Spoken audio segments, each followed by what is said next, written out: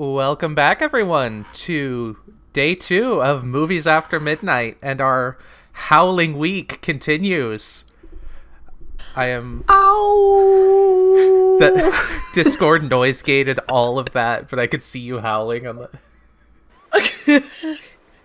Have you ever heard that Werewolves of London song? Yes, my dad references that all the time.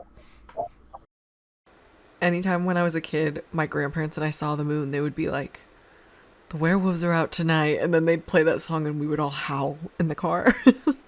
That's so cute. So yeah, I am your host, Evelyn. I am joined once again by Aaron, my co-host for this. I was gonna say this journey into madness, but we were talking about how like it's not that bad. Honestly, yeah, I'm kind of like all of the film reviews of it really are like, it's like, I mean, it's not that confusing, and Yeah, it's a very tight movie still. I mean, all of the Howling movies, very tight movie. yeah, because Yeah, it's a little silly, but like there are reasons everything is happening. yeah, so because to get into it, yeah, like excuse me, the So the kind of narrative, yeah, that you always hear is like the Howling 1 was really good. Every other Howling movie is absolute garbage, and Howling 2 is like one of the like Howling 2 is remembered as like a very campy, like so bad it's good kind of movie. Which like it was very camp, like there was camp, but yeah, as we'll kind of discuss, like I feel like people were overreacting just a little bit. yeah, it was camp, but I don't think by any means it was like bad. Yeah. I think if anything, it felt like a TV movie, but that doesn't mean it's bad. It just is like, you know what I mean? Yeah, I guess I just it just clicked in my mind now because we were talking about how they're definitely different, but I think like the first movie was good for a like high budget like theatrical movie, and like this movie clearly had a lower budget, but I would say it was whatever the like level equivalent is for that lower budget. I would say it's not far behind. Yeah, that's a really good way to put it. So, The Howling 2, your sister's werewolf. Yeah. The Howling 2, Sturbo werewolf biatch. Yeah, which I checked on IMDb, so Which is yeah, so apparently funny. like yeah, Stirpa Werewolf Bitch was the international subtitle for this movie. And then they brought it to the US and the MPAA was like, we can't do that, you guys. And so they changed it to your And sister they were as a like, werewolf. fine. Yeah, it really, it picks up right after the first one. You pretty much start the movie. Well, you get a cute Christopher Lee Yeah, introduction. he's like reading from the Bible and he's like floating through space like he's Carl Sagan. Like it's honestly He's like talking about, he's like reading his diary entries of his girlfriend, his ex-girlfriend Sturba. literally. We'll get into that, but yeah, because that was like the first thing. Like the moment that starts, I'm like, man, Christopher Lee can narrate the hell out of anything. Honestly, you know, Christopher Lee is literally the perfect actor. Literally, we were just. This is just gonna turn into a month of us fawning over Christopher Lee. Christopher Lee. Honestly, he's kind of my number one crush right now. I feel that. He I'm just he is joined by I wouldn't say crush, but the brother of Karen from the previous movie is kind of our lead guy in this movie, and he is played by Reb Brown, who I was first introduced to through the Mystery Science Theater movie Space Mutiny. But he has been in he was in Among Us. What did you say? Among Us? I said Among Us. I did.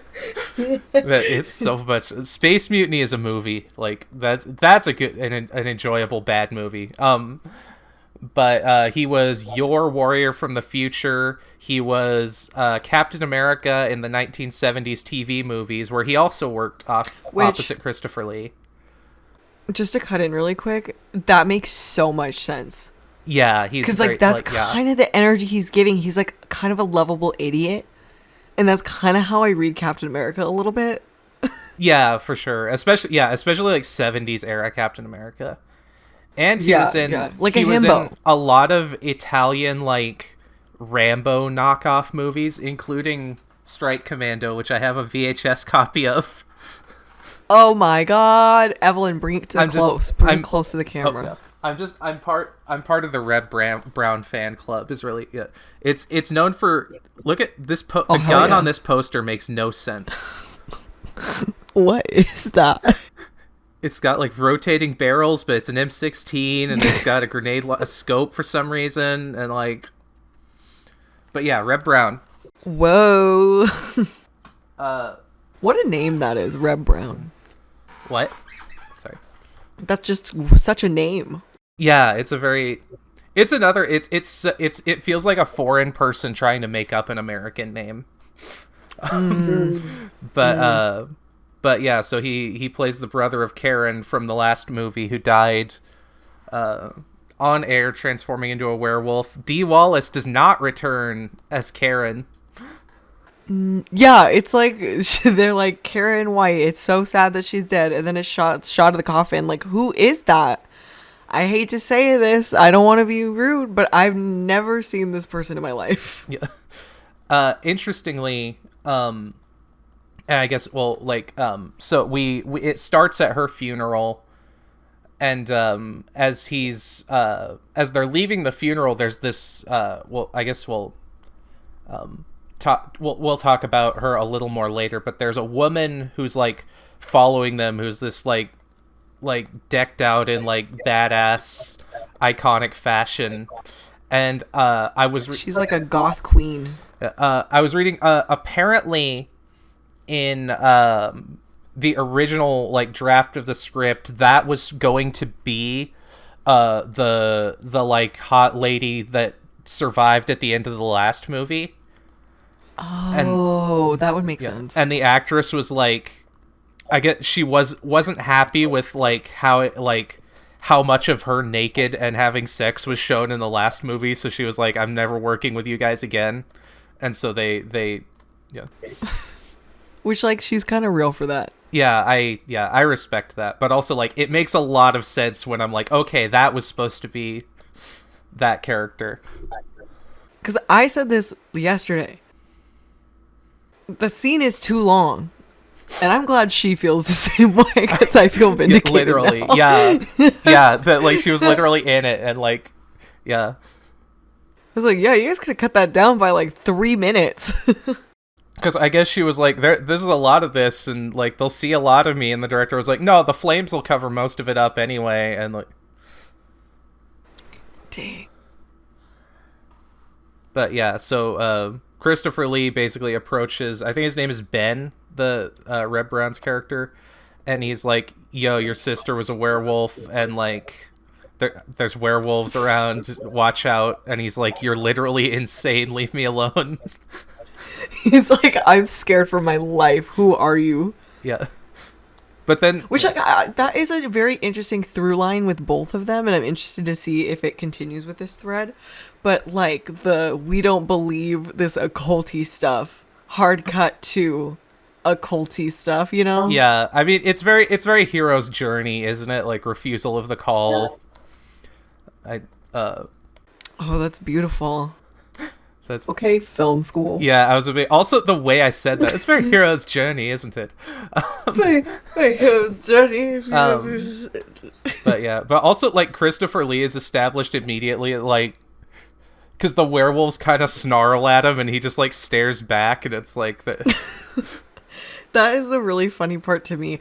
Like, he's just, like, they all know each other. It's kind of like Nashville, where, like, they're just hanging out, and they just are in various situations together, and they're, like, begrudgingly. But it's interesting because they have this, like, weird, like, fight. But, like, so you would think they'd just, like, break out into fight, but they're just, like, begrudgingly glaring at each other from afar. Yeah, it's very fascinating. You know what? It reminds me of, like, episodes of Highlander, where, like, the two immortals would, like, they'd see each other, and they'd know what each other were about, but they're like, you know, we have to take our business, you know, we can't fight until we're in the shadows or whatever, so we're just gonna put a pin in that, and like, It's honestly, this is exactly how it feels to spot another queer person in public.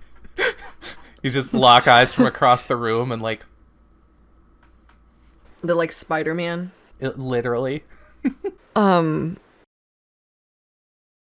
Yeah, I just saw that. Yeah. Yeah. And one thing I really love about Christopher Lee's character is that like he doesn't really care. He's like, I have my mission, and I'm just gonna do that whether you like it or not. You know? Yeah, he's very much if you've watched pretty much any version of Dracula ever, there's always like Abraham Van Helsing. And Christopher Lee is known for playing Dracula, but in this movie his character is he's basically Van Helsing, but he fights werewolves instead of Dracula. Which apparently this film doesn't really know the difference between werewolves and Dracula. Yeah, it's never been, I don't know if it's been confirmed, but yeah, the rumor is that there was a script about vampires that they like replaced the word vampires with werewolves and just made it like a Howling sequel. Which, like, it kind of feels like that because the most they bring up with, like, werewolves that is like werewolves is, like, the silver bullet.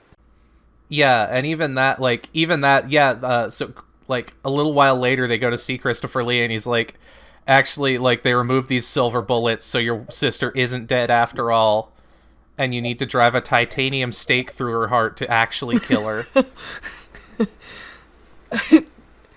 Yeah, that's super wild. Yeah. And again, Christopher Lee's house in this, I was like, I kind of I want to live there. Like, it's just this. Honestly, I was super obsessed with it too.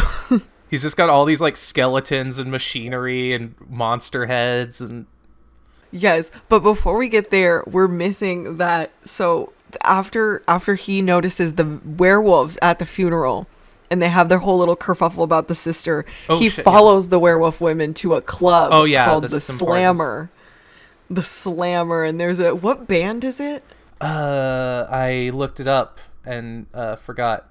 There's a band playing, and Christopher Lee shows up to the cool LA party or whatever, and he's investigating the werewolves. He's seeing what's going down. He's seeing what's going down there. Yeah. Yeah, it's like a very like new wave party.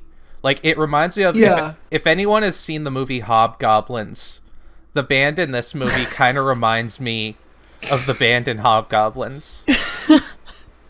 Hobgoblins should be a band name in and of itself. Which is interesting because Hobgoblins is a knockoff of Gremlins, and Gremlins was directed by Joe Dante, who directed the first Howling. So really, we're all.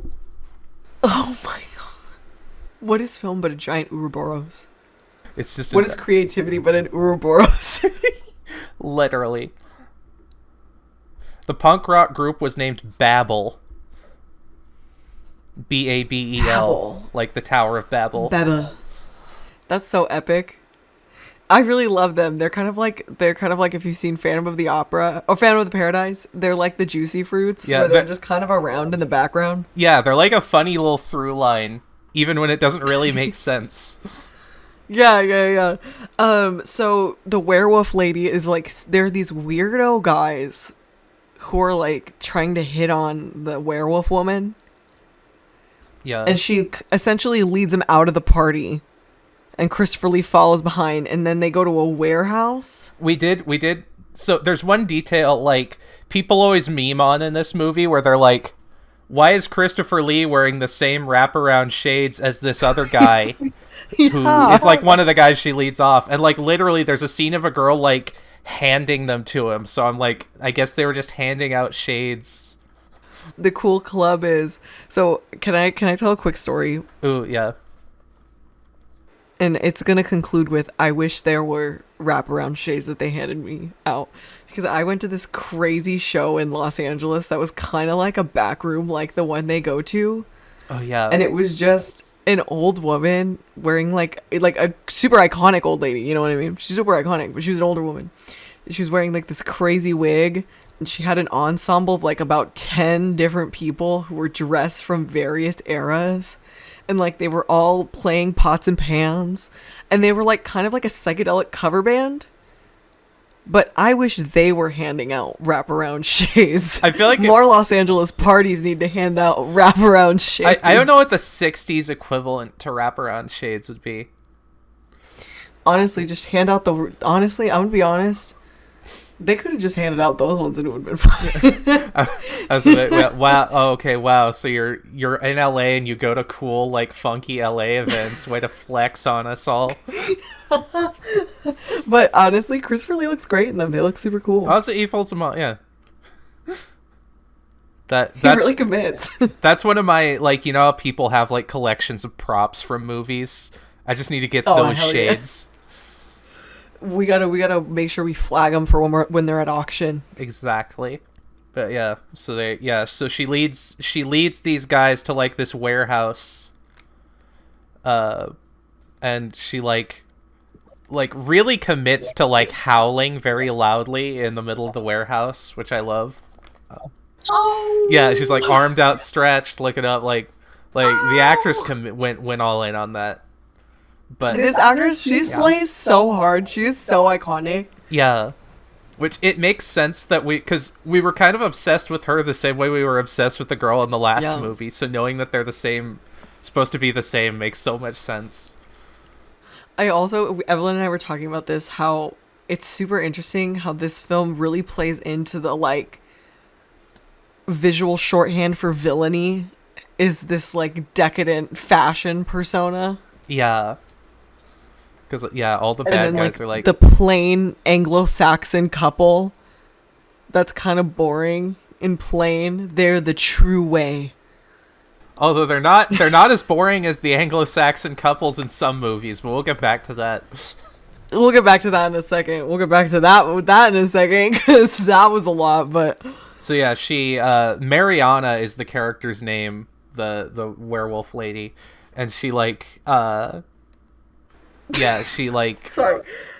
I'm giggling because Evelyn and I decided that Evelyn's drag name, if she ever does burlesque, is Mariana Cross. Yeah, it would be so good. That would be so perfect. That's such copyrighted a perfect TM. name. Do not steal.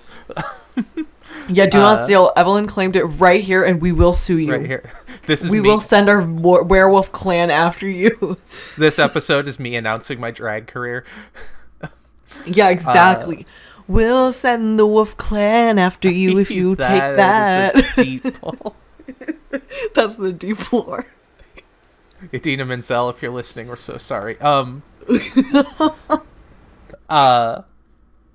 So she, like, turns into a werewolf, and the guys are like, we came here to fuck, we didn't expect this. And, like, her and her werewolf buddies, you know, like, kill the guys and eat them, as werewolves are wont to do. And it, like... Which, honestly, they were real weird. Yeah.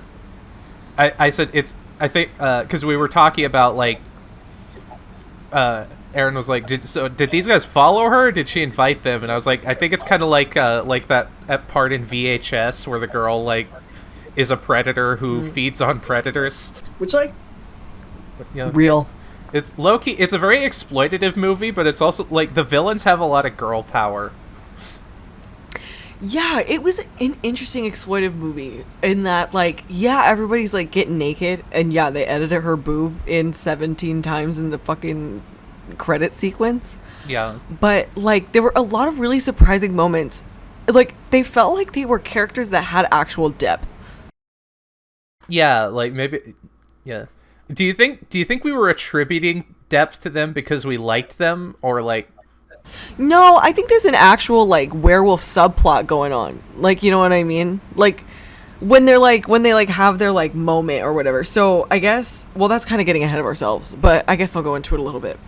But, like, there seems to be this whole B plot where it feels like Mariana's being brought into this world in a heightened way, and she's kind of, like, getting her position. She's getting a promotion, essentially, in werewolf promotion. World. A werewolf promotion, which means you just get... they're breeding or whatever, you know what I mean? Yeah. But, like, at least that's, like, a reason, that's, like, a thing, you know what I mean? That is one there's thing. There's, like, goals. This movie, because we talked about how, like, in the last movie, there's, like, they established that there's, like, werewolf politics and werewolf society but they don't really like.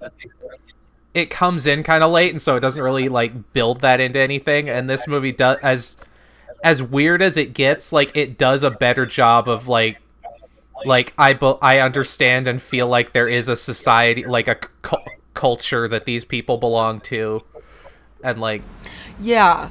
I don't feel like the depth is like a character study level of depth, but like there is at least something where I feel like the characters feel like real people and not just like, look at my boobs. Yeah, for sure. Because the director told me, you know? Yeah. So yeah, where do we go?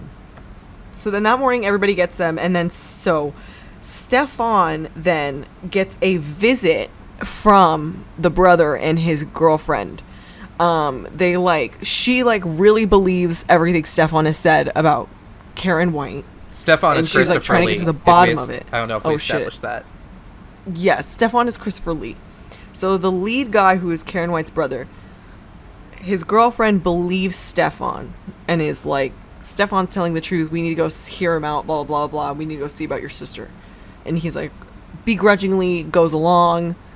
They talk about how his sister's a werewolf, and he shows like this like news footage of like her turning into a werewolf on the news. But like these are the parts that feel TV movie to me, you know what I mean? Because it's just like these horrendous werewolf costumes that are just shot in full light. They don't even like try to give any lighting.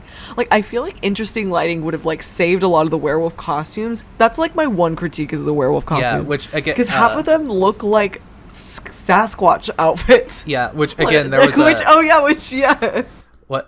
was a quote from the director said something about the trivia I read on IMDb. He said it was a crate. They sent him a crate marked Planet of the Apes, but I don't know if they're actual Planet of the Apes costumes or if he was just saying that like to be salty. So but unhinged. Like according to the director, yeah, he wanted werewolves and he was given Planet of the Apes costumes, and he was like, "What the fuck am I supposed to do with these?" And Christopher Lee was like, "Hey, here, I got you. Because he improvises some line during this scene actually, where he's like something about werewolves and like evolution starts to reverse. So that's supposed to be them like kind of putting a lampshade on the idea that their werewolves look like monkeys, I guess. But yeah, it was not their intent to have werewolves that looked like this, and they were just like, well, this is what we got. Well, this is what's gonna happen. Which I think literally just some interesting lighting could have gone a long way, but they just are like, nope, we need everything to be super bright and visible, which is fine. But so you see this super bright and visible version of like his sister getting like shot on. So it's essentially the final scene of the first Howling. Yeah. Is like this moment. And he like, it was really funny because it felt like this like weird subtext where it was like a weird grief almost subtext plot where he's like, no, I don't want to believe my sister was this way. I want to believe her as I believe her. I can't accept the truth. Yeah. You can't handle the truth. It felt like that. Yeah. I don't know what it was like a real life parallel to that it was commenting on, but I know it felt relevant. Well, I think it's a loop that a lot of these movies have to go through with like supernatural stuff, because it's like, you know, a rational person is going to be like, if you tell them that werewolves are real, they're going to be like, that is a very hard sell. So like every character like who is introduced has to go through an arc of like learning that everything is real, and it almost feels like that. Yeah, well, it was also really interesting how like he I don't know, it had to do with like how he was fixated on his sister. Like it was like, I can't believe that my sister is a werewolf. Like it felt like he was more concerned about his sister being a werewolf than werewolves existing. If that makes sense. True. At this point in time. Which again, like also might have just been like, it makes sense that a person in that situation would be kind of like. If I found out my brother was a werewolf, I would have questions. Which, like, I mean, isn't that technically what him coming out as goth was like? I feel like he leans a little more vampire, but we could ask him. Well, I mean, for the Howling 2, that's the same thing. You got me there. So then Christopher Lee is like, well, I'm gonna go stake your sister because, as we said earlier, the 2 silver bullets were removed from her body, so she's alive. And there is a little pin where when she gets buried, there's like a shot for a split second where she wakes up in the coffin. Yeah. And so Christopher Lee is gonna go that night to go and like essentially like stake the Yeah, and also he says vampire. something. He says Not something werewolf. about like when they shot her, they only killed her human side or something like that. So it establishes that like that there's a reason that like this lady who was established as being like kind of a good person is someone that we need to kill immediately. Like they throw it out there, but that is covered. Yeah. And then they also discuss how the reason the werewolves were at the funeral for Karen is that they're going to go and steal her body, essentially, and let her live on as a werewolf. And so he's like, your sister either lives on as this horrible, evil thing, or I kill her. And so then he gets mad at that, and he's like, I'm going to go kill Christopher Lee. Yeah. And and then he goes and follows Christopher Lee to this, what is it called? The mausoleum? I think the mausoleum where her body is. The crypt keeper. They go to the crypt. It's really funny because all of a sudden the camera is handheld. Yeah, and for like there's one something scene. about Christopher Lee going up to like stake her, and then like the like pan over to them running in. It felt very like Arrested Development all of a sudden. Yeah, we were saying it but felt I like enjoyed it. It could be a What We Do in the Shadows bit, like. Somebody needs to show Taika this fucking clip because I could just see the guy, the like New York City guy, that guy. I could just see him staking somebody, and it's the Yeah.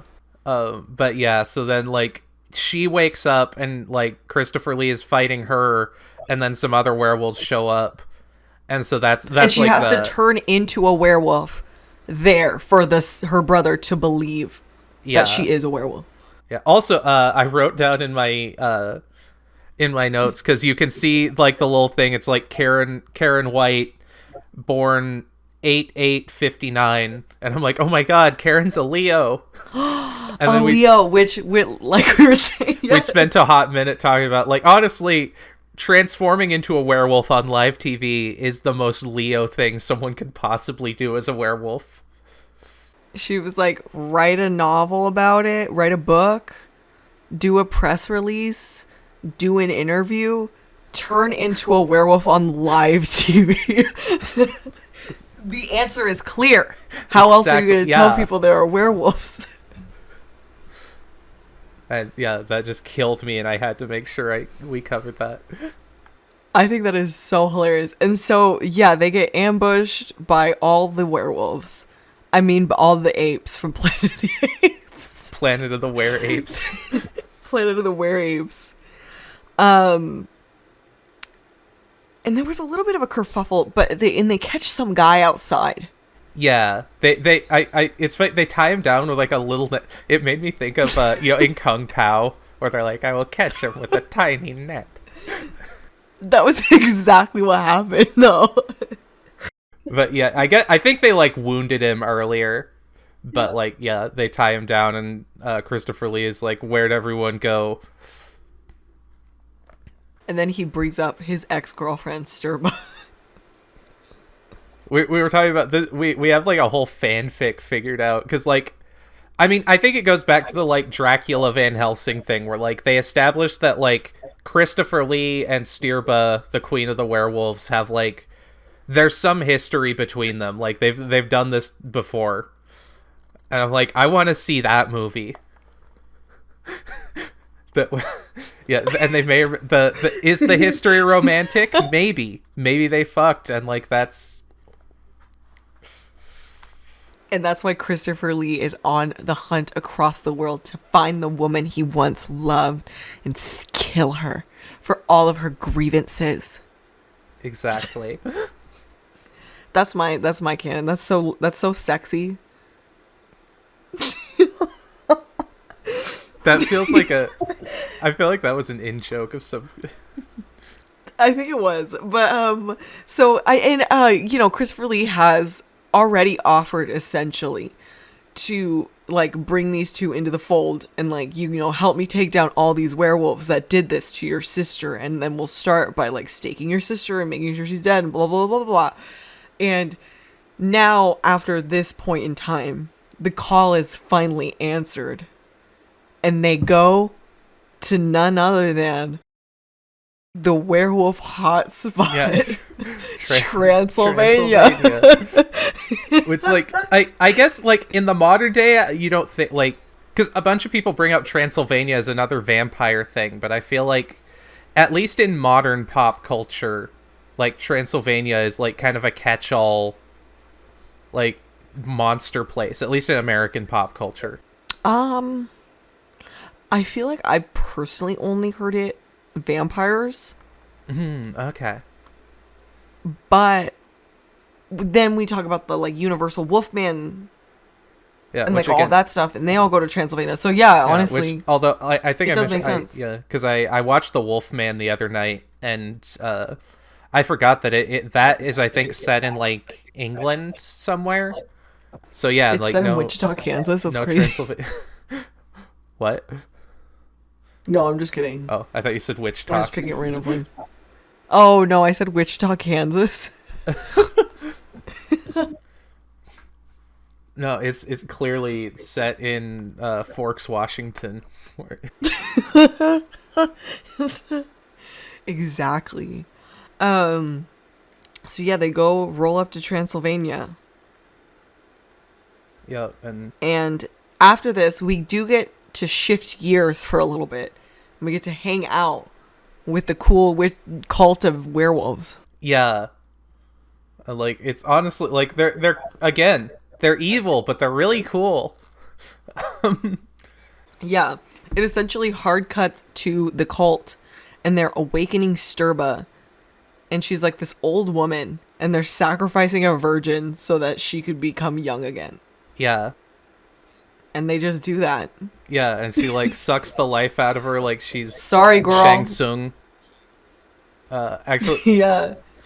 I realized like at the end, this movie like kind of follows some of the same, like, in terms of plot beats. This movie is kind of the same as Big Trouble in Little China, just a little bit. You're so right. You're so right, Evelyn.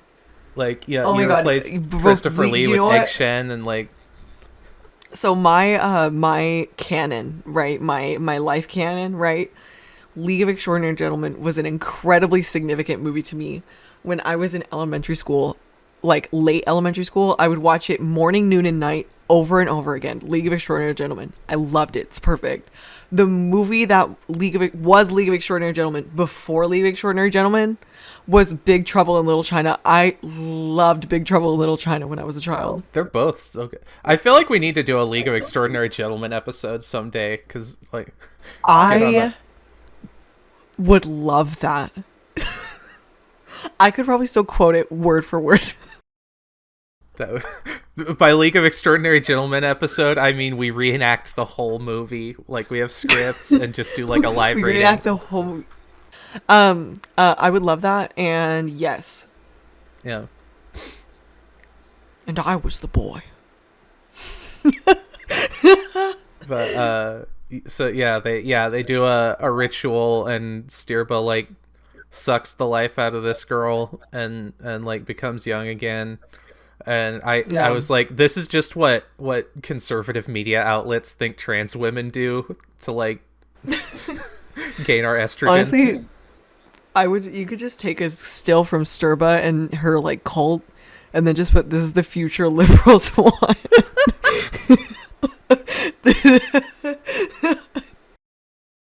Literally. And yeah, and she's like pretty much immediately is like, she takes Mariana in and is like, yeah, this one will like, she's gonna be a good werewolf. You have a great future with this company. You have a great future with this company. We believe you're gonna birth a lot of werewolf babies. And then they start having. Which, that's my next question. I thought werewolves were like reliant on them changing humans to werewolves. Yeah, apparently but they added a whole breeding subplot. I guess it goes both ways. I mean, I have the rules for the werewolf RPG over here. We could like break that down. What are the power differences between a humanoid werewolf and a werewolf that is fully born? You see, there's actually, you joke, but the werewolf RPG goes into detail about that. There's like cultural differences. Werewolf eugenics? It's like, well, it's more like, you know how if you're like an American, but like you have heritage from somewhere else and you go back there and they're like, well, you're American, whatever. You're not whatever, whatever. It's kind of like that, but for werewolves. I love that. But yeah, and then they have like werewolf polyamorous three-way sex a bunch. Yeah. And then it hard cuts to like they get to Transylvania while this encounter goes on for a very extended period of time. Yeah, but it's cut up. It's not like the one in the first one. It's like cut up between like 3 or 4 scenes with our A plot. Yeah, do you think they were like taking breaks in between? Like, you know, one of them was like the guy was he went to the fridge and the two of them carried on, and then like he came back and then like they put on a movie like. Oh, we just broke the last condom. Like, can you just go pick up some more from the corner store? Yeah, I'll do that. You guys go ahead and take a little break. Do you guys want me to go get you some drinks? Do you guys need anything? Some snacks? Let me know. They were just going round after round, you know? Yeah. I respect that. But yeah. So they're wolves. They have a different stamina than humans. And so they're in Transylvania. But one interesting thing that I think happens is that this vanilla couple has like sex. And it's like a huge thing because they're so loud that everyone in the town like hears them. Yeah, and like it becomes relevant. It's like weird. What's funny is, so there's a werewolf guy that's there at the Stirba resurrection scene, and he's wearing this goofy ass like wolf pelt hat. And I was, if you played Fallout New Vegas, I kept calling him Holpus and Colta in my head. But is he the guy with like the Davy Crockett hat? What? Like the Davy Crockett pelt on his hat? Yeah. And I guess, and like the same guy, it looks like the same guy is there in the street. So either like, maybe that's when he was like leaving to get him like condoms and stuff. But the best part was, cause yeah, like Reb's got her like up against the wall and stuff. And that guy looks up and you could see like a little admiration in his eyes where he's like, you know, I'm supposed to kill these guys, but you know what? He said, Get it, my fam. brother. Yeah. Slay. And so all the townspeople are reacting to it. And it's like really awkward. And then they finish and then they go downstairs and everybody is like in the town is like watching them like, oh, they just had sex. Which I thought. And then it's hard cut between. It's like they kind of cut between the scenes in a way where it's like, look at this normal couple versus these horrible twisted. Yeah, which was funny. Having werewolves. So it was, which honestly makes it even funnier that they like, you know, start getting it on like that. Because I was like, usually a movie like this would be like, you know, this is our virginal, you know, couple. They're waiting for after marriage or what the hell ever. But like this movie, they're like, nah. Everyone's just horny. Nothing makes me more horny than looking for avenging my sister's death. At the hands of an occult power. Nothing makes me more horny than that situation. You know what I mean? I mean, when you say it like that, it makes sense.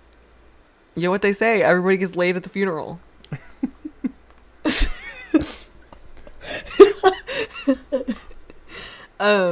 So then we essentially there's this thing in both movies where like you kind of have this like cast of himbos. Yeah, that are like the group meant to like do all this like hard work that the protagonist can't do because they're the protagonist. Yeah, which I get it. I'm not saying it's a problem. It's very cute. And the first movie did it, and now we get introduced to our cast of characters. And there's all these random men who have lost all these people, various people in their lives to the werewolves. They're all kind of like swarthy villager guys. But the very interesting thing to me is that like this seems to be like an open and long withstanding beef because some people in the town have been joining the werewolves, and then other people in the town are like standing up against them, but they all still live in the town together. I mean, it kind of like that happens in real life with like gangs and stuff, you know, where there's like, Oh, oh, yeah, I my guess brother that's true. joined whatever, but I am like hoping our city will get better. So it's just werewolves are a gang, is what I'm saying. It's like that. It's like that. It's like that James Cagney movie where it's like he's a gangster and it's like all those angels with dirty faces. Where they, and they send they send Stirba to the electric chair, and they're like, no, if you could just beg for your life, so the kids won't want to be werewolves.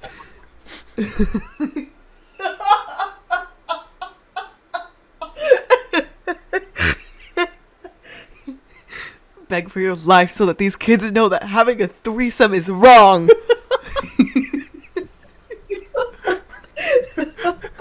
You are not allowed to slay this hard and have threesomes. Put those titties away, kids. Well, yeah, that for sure.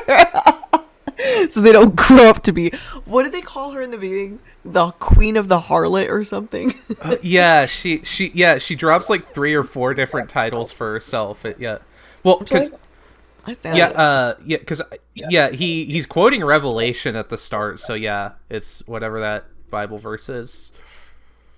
Okay, slime. That's right. That's my Christian school education paying off. Hell yeah. Oh my god, are you a pastor's kid? Maybe. Yeah. That's why you are such a slut. No, I'm just kidding. Yeah, so where were we? So then, so we meet the cast of characters, and then Stefan lays out essentially the plan. Okay, yeah. He's like, you guys blend in, act normal, and we'll do essentially all the heavy lifting, and then we'll all go beat up my ex-girlfriend because she was really mean to me. Yeah. And also, yeah. Also, at this point, like, I think this is getting ahead, but, like, Stirba starts wearing this very, like... It's like her, I don't know, the outfit she wears for most of the movie, but it's like a bodysuit made of leather with all these like metal straps on it, and then she's got like arm and leg pieces with metal straps on it. And we were just talking about how like what a look it was. She's just like here to serve. Oh yeah. It goes so hard. Honestly, every single look in this movie that the werewolves wear, stunning. Yeah, except for the Davy Crockett hat. Yeah, except him. He has like this weird like Fabio blouse on the whole time. I said that actor looks like he looks like a less good looking cross between Keegan Michael Key and Jimmy Smits. You're so right. But yeah, he's got like a headband and a silk shirt with like an open front. Yeah, it's like really wacky. So then it like, then we get kind of into the plan, and I think like, at this point in time, the film to me feels like it takes place over like a extremely long day, but I think it's meant to take place over an extended like weekend. Yeah, like a few days at least. Yeah. So they kind of blend into the town. They start hanging out, and the town is essentially throwing all these parties, these dance parties. They're just like dancing the whole time, like everybody in the town. It's like festival season or whatever. Yeah. Oh yeah, and there's like this little Punch and Judy kind of show with the werewolves. Yeah, it was really cute. It kind of reminded me of that one right before the friend gets killed in the first one, when it like shows that extended like werewolf Three Little Pigs thing. I think. Oh yeah, that's what it was. It's like the cartoon. Yeah. So you see a lot of like narrative consistency between all of them. Yeah, or at least the first two. At least the first two, yeah. I don't know. What's the third one? What's the title of the third one again? The third one is titled The Marsupials. The Marsupials, that's right. I'm like, what? I think the subtitles are The Marsupials, A New Beginning, The Freaks, and The Revenge or something like that. The Freaks. Freaks. it's about a circus. There's like a freak show. Um, Oh. we'll get to that. We'll Oh. get to that one. That's a good movie. We should talk about that sometime. Yeah, Freaks. that we should do it. We should just cover this whole series. I feel like we need to go in depth. Wouldn't that be such a No, good I idea? meant Freaks like the original one. Oh yeah, we do. That would. I still haven't seen that one, and I know. 'Cause Evelyn, we should cover the Howling episodes. What? Oh. Did you think I meant the Howling Freaks one? Well, yeah, because you were like, we should talk about that, and I was like, part 6. I think we discussed at length how we were going to talk about that, but because I also. But what were you about to say? So talking about Freaks, actually, because I watched Basket Case 2. Feels like it has a lot of like references to that movie, and like having not watched it, I was like, I need to go back and like watch that. I think you dig it. It's pretty good. The only sad thing about Freaks, I swear to God, this is the last thing I'm going to bring up about Freaks. The only sad thing is you lose that like crazy sequence where they beat the hell out of that woman. There's like this whole crazy section of violence that I guess got like removed and destroyed. Oh, damn. Like, well, I kind of wanted to see it. I would have very much liked to have witnessed. And then there's the movie Freaked from 1994 with Alex Winter and Mr. T, which is that's just a Then good there's time. the movie Freaky Friday with shit. Jamie Lee Curtis. No. But so then they go into they start just acting like tourists. Yep. And all that.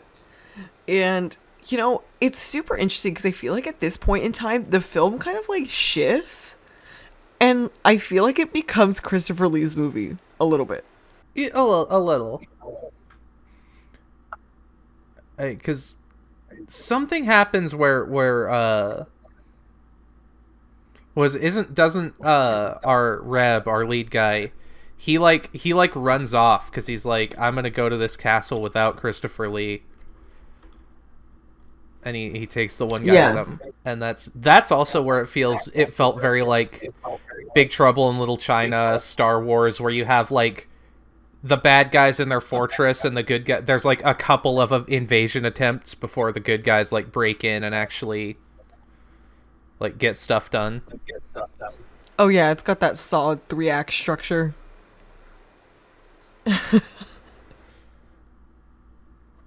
Yeah, I can't remember if that comes immediately next or if we had anything else to cover. I think that's immediately next. Yeah, no, I think Okay. we're just trucking along now to the next. Yeah, and we lose what was his name? His name's Vasily. He's He's like the guy who, it's like his ears, right? His ears and face get blown off.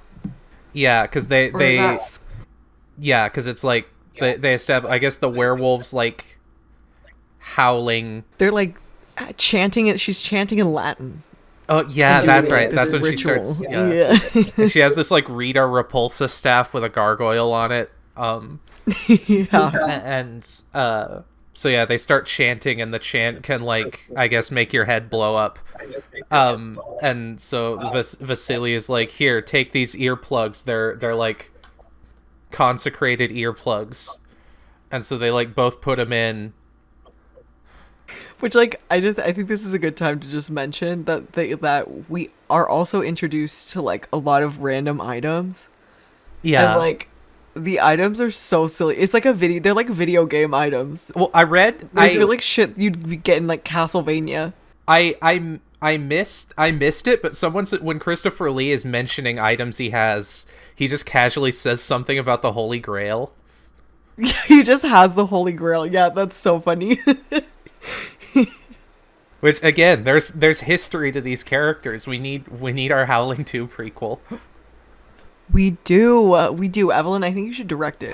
But yeah, so that's one thing we totally forgot to mention. They get all these weapons to go and fight Sturba and all of these people. And so they get the earplugs, they get like the Holy Grail, and they can throw holy water onto them, and they get like a bunch of other stuff. And then they go out, and then him and this guy are like, the ear things happen. And they like, yeah, because they to where you were. Yeah, because they take on some of the werewolf guards, which I pointed out it's a little funny looking because like the guard out front he's got like a medieval knight's helmet, but he's holding like a World War II like MP40 machine gun, and I'm like, this is just very interesting like vibes. It's like, wait a second. It's very interesting vibes because speaking of World War II and this movie, Oh yeah, I read this on. you have to talk about Christopher Lee because this keeps happening. Because you just told me the story about Christopher Lee and what's his face, Peter Jackson, who directed Peter Jackson. Yeah, and I feel like so Christopher Lee is a war hero. Yeah, he was like some kind of black ops agent during World War II, and that's like a recorded fact.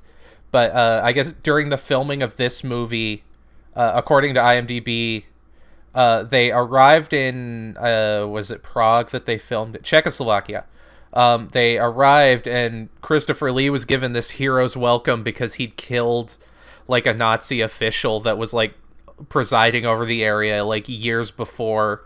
And then one day they went to visit a church and Christopher Lee like took the director to this basement of the church and like told him about a bunch of the like clandestine stuff that he did during World War II, and it like shook Philippe Mora's like soul to his core because he was like, oh shit, this is a guy who's actually like seen real movie. Stuff. Yeah, he's like, I'm just filming my werewolf movie, and then the lead actor was just like, let me tell you about the time I killed a man with my bare hands. Yeah, but so they take out some guards and then they get kind of overwhelmed, so they start running, and the other guy he trips and like his earplugs fall out and his head explodes. And it's a pretty gnarly effect. And it's pretty gnarly, yeah. Honestly, a lot of the effects after this point get kind of gnarly looking. Yeah, they're not like, they're kind of like, whoa, I can't look at that. It's gross. Yeah, like they're not as like well done as some movies, but yeah, they commit to them. That's the important part. But like they're like, honestly, they almost feel like, I think like now there's like this expectation that every single like gore graphic needs to be done in like super realistic detail. But the thing I like about these kinds of graphics is that they feel like stylized. So they don't feel like weird. They feel like in the realm of like fantasy. You know what I mean? Yeah, it's like comic booky violence almost, like Mortal Kombat. Yes. So they don't feel like crude to me in a like they're bad kind of way. They feel crude to me in a like they made an artistic choice. Yeah, I could be wrong, sure. But yeah. That's what it feels like. Yeah, whether by intent or not, they do kind of hit that. Yeah. Yeah, and so then they return to town, and like in that time, Vasily gets, because he's I can't remember that he's like a really short man. I can't remember because we've discussed. I can't remember what the proper term is. His dead body has been reanimated, and he's like walking around wearing a mask. And Christopher Lee, I guess, thinks that he's like a little kid because he like follows him and doesn't recognize that this is like the guy he knew. And he's like, oh, hey, little kid, I just have to ask you some questions. And then he like pulls off the mask, and like Christopher Lee has to fight him and I think a couple other guys. I'm not sure if I skipped anything there. Because it happens like right away, and I was like, damn, they like they found his dead body, and they were like, hey, we can use this. But then they give him the spellbound when he throw him out the window. Yeah, again, very Mortal Kombat. Yeah, because Reb shows up and he like yeets him out the window, and he gets like the Mortal Kombat death onto the spikes.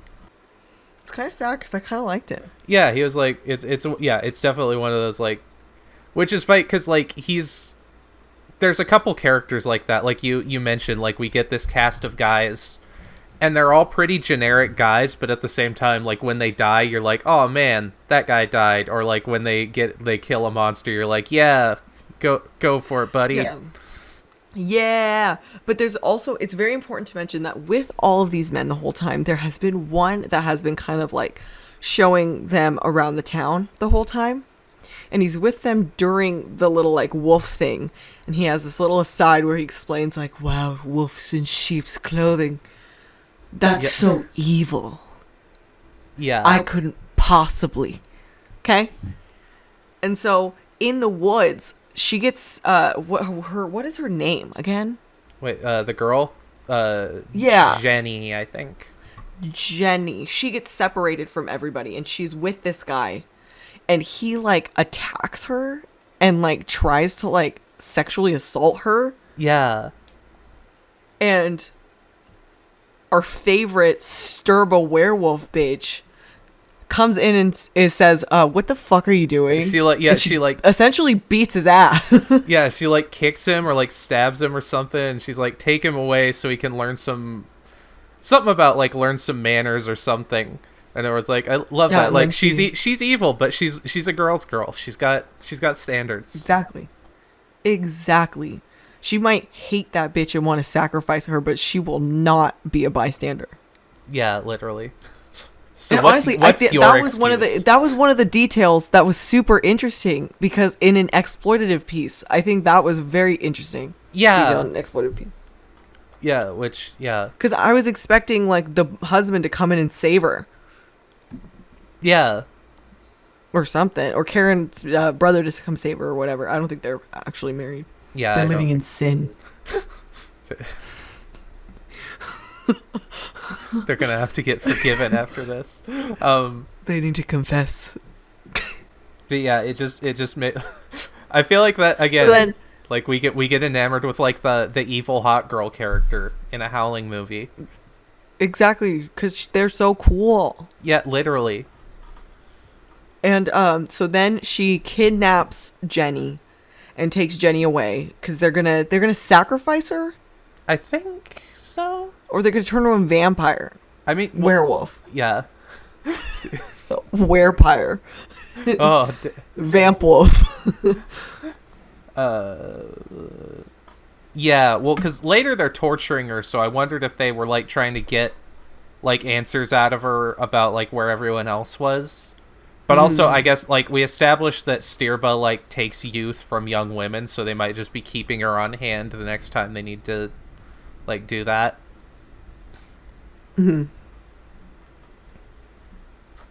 So she is tied up, and it's becomes a kind of rescue plot a little bit. Yeah. The plan shifts into a rescue. Yep. And they like... Now the whole gang's together... And there's like a really drawn out like fight scene where they're just like blasting away at werewolves. Blasting away at Planet of the Apes creatures. Yeah, this scene is where they really look like Bigfoot creatures or something. Because they're just so shaggy. They really honestly they fully look like Bigfoot. All of them. Yeah. And so they have this iconic fight scene where you get to see everything used. Yeah. Somebody throws water on people and that's Chris. And then Christopher Lee finishes like there's like a few guys behind him, and Christopher Lee like takes out a bottle of like holy water, and he gives the like Spiritus Santi whatever, and he like throws it, and there's like a 50 megaton explosion from this bottle of holy water, and I was like. I was raised Protestant. I didn't know. I missed that part. Like, I was raised Catholic. They don't tell you that unless you're in. Just kidding. I didn't. What part of the like? What book is that in? Is it one of the like apocrypha books or whatever? Honestly, that was dope as fuck. If I had seen this movie when I was a kid, I might still be religious. No, I'm just kidding. And that explosion, like Stirba's like, oh, he's here. He's here. And she gets ex-love of my life who I had to. Well, and then I think the next time we see her, she's wearing it's like an evil nightgown. A whole different fit. She changed for Christopher Lee, bitch. Yeah, she's like, he's coming. I need to get ready. She said, I wore this the night we met, Christopher. Do you remember? Yeah, because what? I feel like there's a little more like my memory is going almost directly to like Christopher Lee like showing down with her, but I know there's like a little more as they like run into the castle and stuff. Well, they kind of split up. So this his Karen's brother. I only know him through the women in his life. Karen's brother. I think his name's Ben. The character. Ben White. Benny boy.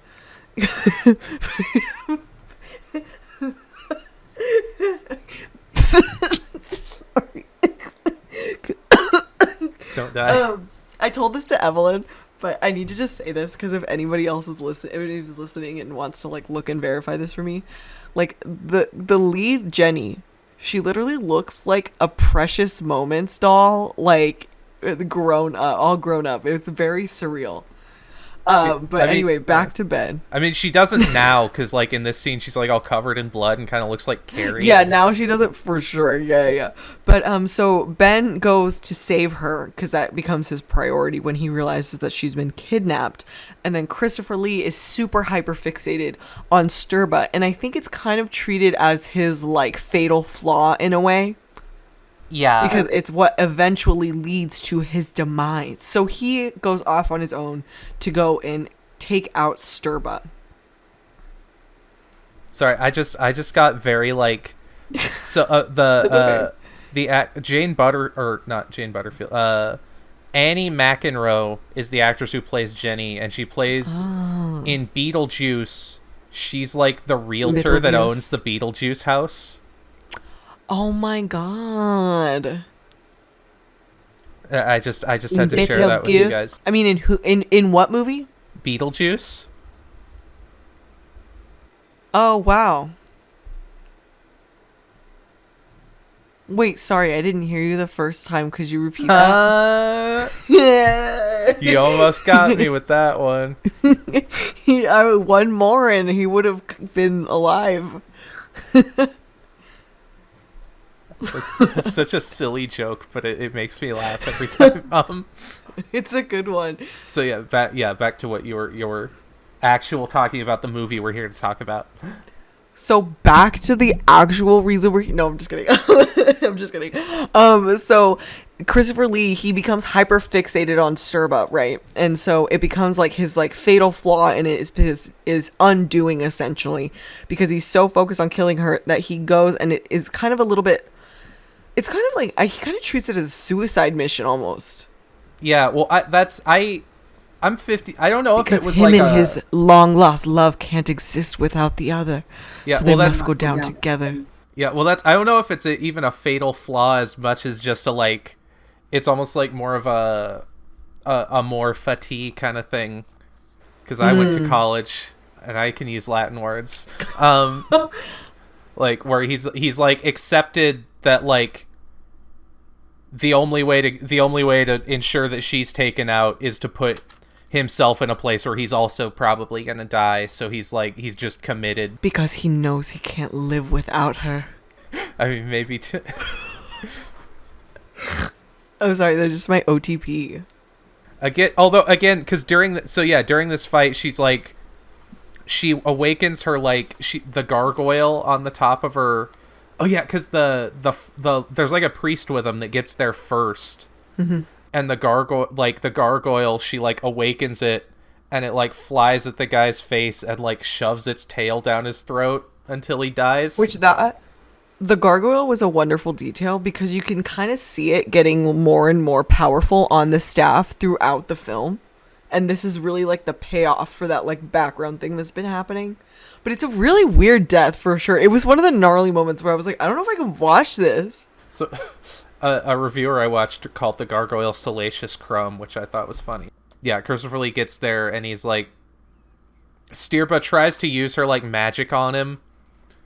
And he's like resisting, I guess. And you can see he like flashes between like seeing her as like Sybil Danning, who's like hot and young, and seeing her as like the old lady she was at the start of the movie. And I think that's like him because resisting. He knows who she really is on the inside.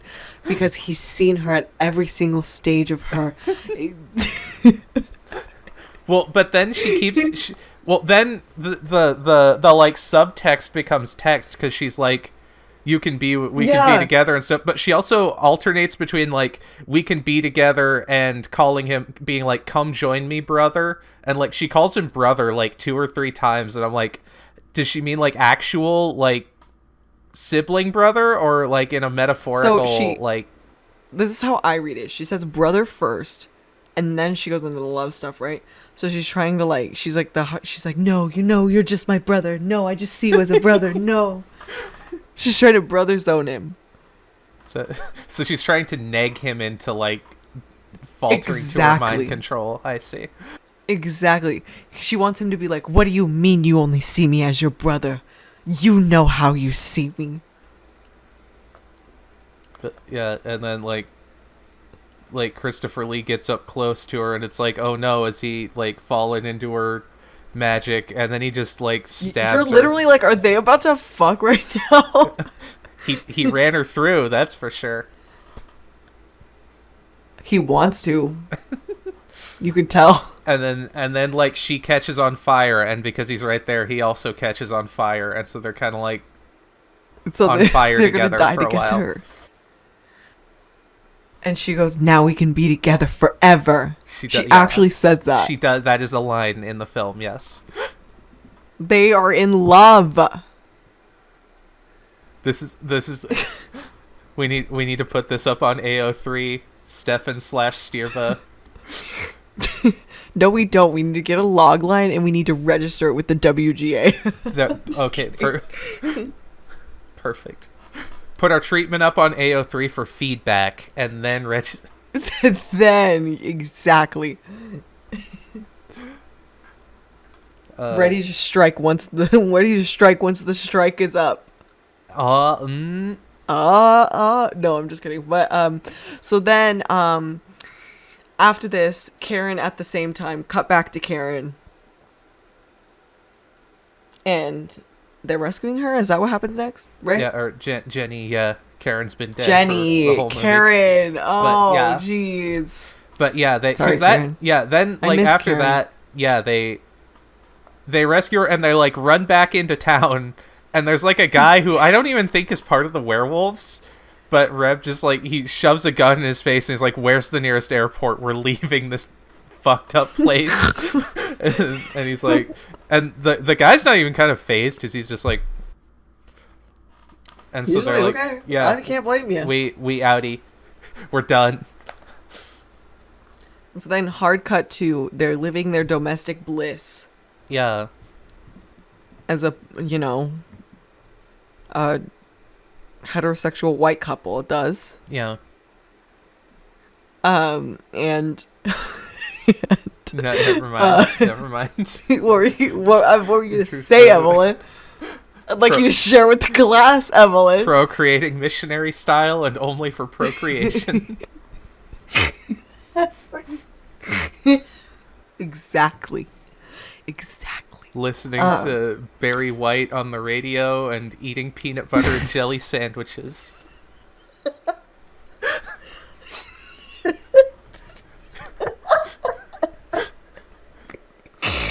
Watching Leave It to Beaver every night at 5 p.m. on the dot. Sleeping in separate beds that exist in one room. Oh man. And it's like Halloween. Yeah. And some kid somebody's knocking at the door. And they're like, okay, let's go get this kid. And it's like a kid who is like dressed in a werewolf costume. And he doesn't ask for a trick or a treat. He just goes, oh, like he's like howling, but he can't quite figure it out because he's a young pup.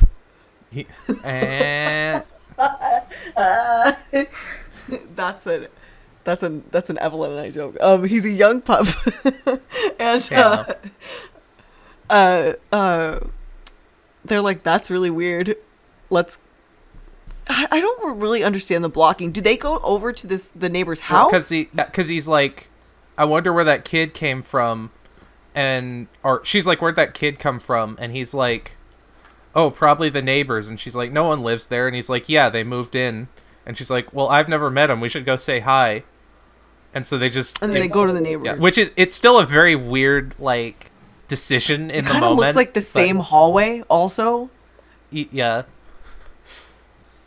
But yeah, so they like walk next door and they talk to this guy who comes out in a priest's outfit for some reason. Was that his Halloween costume? Is that what we're supposed to get from that? He was dressed up as Christopher Lee killing Sturba. Yeah, because but they're like, "Oh, your son just knocked on our door," and he's like, "My son?" Yeah, he's like, "I live alone," and I live alone. I am a bachelor. I have no children. It feels like that line from Little Women or whatever when she's like, I'm 27 years old. I have no prospects. I'm already a burden to my scared. past. I'm scared. I think that's actually Pride and Prejudice. Anyway. Yeah. He says that. And then they have a reaction where it's like, oh shit, I think that kid was just straight up a werewolf. They're like, are you sure it wasn't your child? And he's like, my child? But I have no child! So this guy was having fun. He was slaying it. He was like that extra in the back of that, Doctor Strange. Do you know who I'm talking about? Maybe?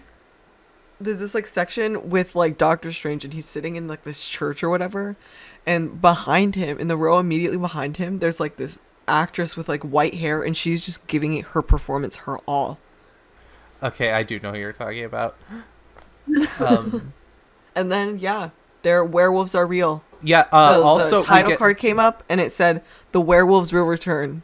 No, I forgot. We forgot the other B plot, which is so when Stirba is at the castle, they have the band that was playing in LA, like they've just brought them to the castle. And then we were talking about like, so either this band is like in on the werewolf culture, or like the one lady who was Mariana was like, hey, listen, there was this really good band the other day, we can fly them out here. I love this band and I just got promoted and I'm your favorite right now. Yeah, their girl, she's like her werewolf girlfriend. Now I'm doing it. But then the band is playing again. It cuts to after the ending. It like plays them playing again before the credits, and I was like, I love that this band has just been here the whole time. They're like, because my question was like, was that band on the same plane back to the US that like our main two characters were? Because that would be a awkward flight. Also, that's like the most like it was like, yeah, are they, is the band werewolves? Are they werewolves? Or like do they know about the werewolf thing? Because all the werewolves are like dancing, and then when Christopher Lee like throws the holy hand grenade of Antioch from Monty Python, and Stirpa's like, go get them, all the werewolves are like freaking out and running off and transforming, and the band seems really like, into it, and so I'm like, I think they're like part of, like, they're in with the werewolves is I think the idea. How much do you think Sturba paid them? I don't know, like maybe, I mean, did she pay them, or is it one of those things where like when the queen of the werewolves is like, come play at my castle, you just kind of have to go play at her castle? like them in Manitou Springs, the band is like, I get paid in love. We don't make money here. That for me, I thought you were going back for the Kyle Gordon sleazy European character. He's like, these songs are about love and about making love. These songs are about love. So I need to sing it to you. I have to come twice a day. Or did you say every day? I can't remember now. Anyway, yeah. But yeah, so that's, and then the credits scene, famously, there's like a shot not long after she's resurrected where Stirba like rips off her top and you see her boobs, and they edit this single shot into the credits like 17 times, and apparently like, and it is so wacky. Yeah, apparently like Sybil Danning, who plays Stirbo, was like very unhappy about that because she was like, I guess she was like, I'm always like the hot girl who takes her clothes off. I don't want to do it at all in this movie. And then they talked her into like one scene, and then later the editors were like, hey, what if we use that scene 17 times? And she's like, this is literally the opposite of everything I wanted. And apparently, Also, yeah. like, it's so fascinating because, like, it's not even, like, particularly titillating. Yeah. Like, it's really, it's like, what the hell? It's like, why are you putting it in so much? Yeah, and I guess there's really no reason for it other than, like, pervy weird editor, Yeah, well, I guess because even the director, I guess they were like, can we reuse that scene? And he signed off on it, but he was like, and when I said that, I didn't think they were going to reuse it 17 times in a row. I thought they were just going to have it again in the credits or something. Once. Yeah, it's really weird. It looks like a mistake. Yeah, it does. Well, it's synced up because like every time there's this one like beat drop in the song, they use that clip. But yeah, it feels like a YouTube poop. A little bit, but apparently she's still on good terms with the director, because I guess in the 2000s when this movie came out on DVD, Sybil Danning approached him with like a treatment for a sequel, like a Howling sequel follow-up to this movie. Oh, hell yeah. And then the only reason that didn't get made was because the guy who wrote the Howling novels was like, honestly, we should kind of stop doing Howling movies at this point. We've done enough. That is so... I can't believe he did that. That would have been so good. Yeah. She gives a great performance. Yeah, I think I don't know if I mentioned on here, but I think the first thing I saw her in was Battle Beyond the Stars. Where she was like yeah, she just serves. Oh yeah. Also, she was in Werewolf Women of the SS. So Tarantino has used her. Oh my god. I was like, I swear to God, I feel like she had to have been called in for the audition for the part, what's her face's part in Kill Bill? Oh, the eye patch lady? Yeah. Oh my god, I'm spacing on her name right now, but her Daryl Hannah's part. I would. I can't believe I'm forgetting that name. I love Kill Bill. Anyway. Yeah. But yeah, so yeah, Flat. So again, we talked about like 2 films? Yeah, like Howling 2 was very like it's remembered as being like a B movie and a campy movie and stuff, but like it's not nearly as like all the reviews you see for it are like, man, Howling 1 was great and Howling 2 was awful, but we were like, this is it's a little more over the top, but it's still like fun and stuff. Also, I would argue that the first one feels a little over the top too. Yeah, it definitely felt like the first one was trying to be a little more grounded, which is why the like stuff near the end where they're talking about like werewolves invading society and stuff kind of came out of left field. If I'm being so honest, I think the big reason why the first one is read a little bit more seriously than this one has to do with the lighting. Yeah, like because I just think everything is too. If I have like one critique on the Howling 2, everything is too lit. Like everything is just like in all, you can see everything at all times. There's like no interesting like shadow play. There's some interesting like shots throughout, but like I think they defocused cinematography in this one, and I think it was like a little bit to their not benefit, and that's why things read a lot more silly. Because I mean, horror is kind of like that thing where like if there's like a monster in the closet, or if you think there's like a monster, it's like so scary, and then you turn on the light and you like see it. It's like, well, that's not scary anymore. And I feel like the whole film had everything so like focused and in full view that it kind of took away from how scary it could have been. Well, Does also, that make sense?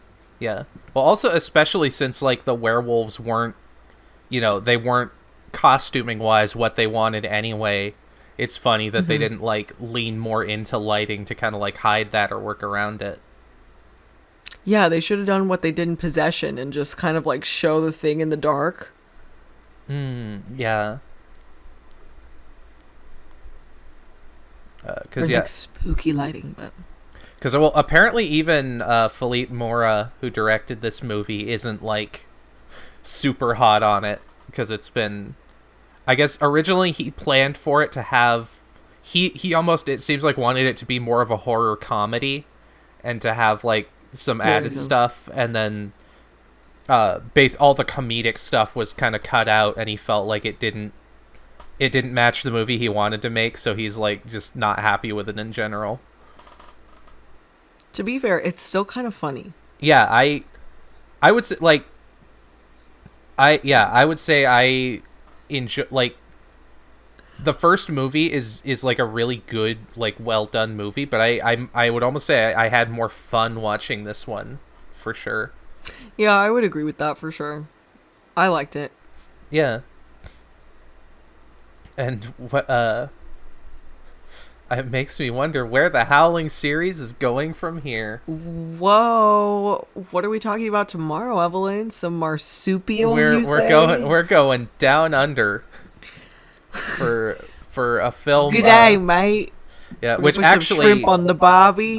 It was a response to this movie because basically Philippe Mora, he's an Australian director, and he wasn't happy about what was done to his Howling 2. So he was like, I'm going to make the Howling 3, and I'm going to make it down in Australia where no one else can touch it, and I could totally do my own thing. And he pulled he did the old, we're leaving New York to go to California, but he went all the way back home to Australia. He was like, see Edison, get me now, bitch. Literally. I can't wait. Yeah, it's gonna be a good time. Slay, Evelyn. Yeah, so we'll be back next time with the Howling 3. Yes.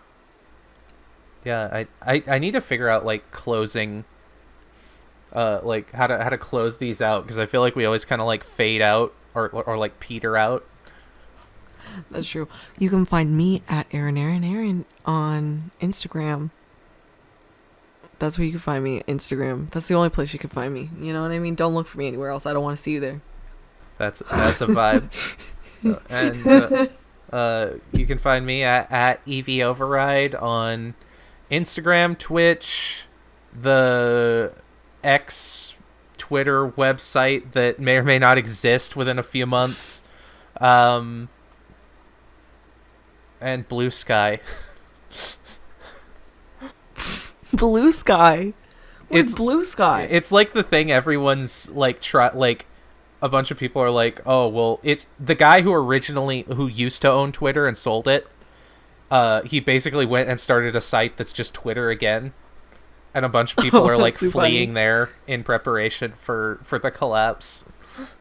Slay. But yeah.